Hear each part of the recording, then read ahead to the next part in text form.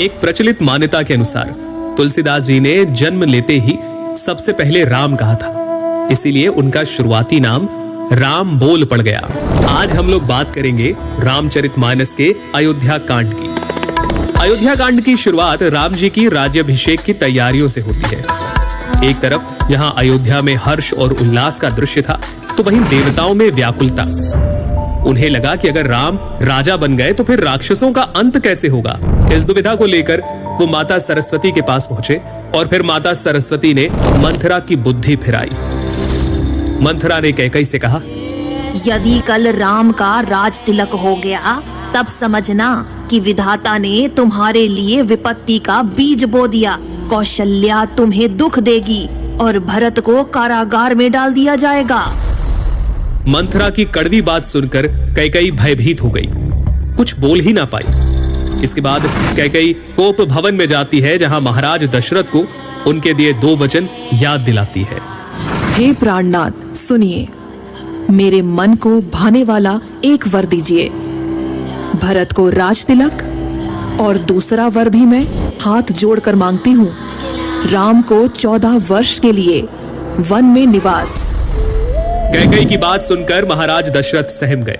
उनका शरीर ऐसा हो गया जैसे ताड़ के पेड़ पर बिजली गिर गई हो। इस सूचना के बाद अयोध्या वासियों का हर्ष विषाद में बदल गया। राम, लक्ष्मण और सीता जी वनवास के लिए तैयारियां करते हैं। उनके चलते ही महाराज दशरथ मूर्छित हो गए और नगरवासियों को सोया हुआ छोड़कर वे आगे बढ़ चले। इसके बाद श्री राम श्रृंगवेरपुर पहुंचते हैं, जहां निषाद राज उनकी सेवा करते हैं और फिर केवट की नाव में बैठकर राम, लक्ष्मण और सीता माता गंगा पार करते हैं। इधर अयोध्या में श्री राम वियोग में महाराज दशरथ स्वर्ग सिधार गए और अयोध्या में वापस आकर जब भरत जी को सारे घटनाक्रम का पता चलता है तो उनके सारे अंग क्रोध की अग्नि में जलने लगते हैं।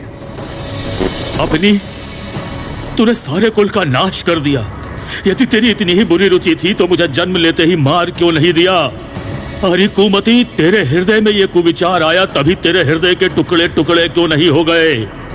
तेरी जीवा गल क्यों नहीं गई। श्री राम को मनाने के लिए भरत चित्रकूट पहुंचे, लेकिन प्रभु के मना करने पर उनकी चरण पादुका लेकर वापस अयोध्या की ओर उन्होंने प्रस्थान किया। सुनि सिख पाई असीस बड़ी,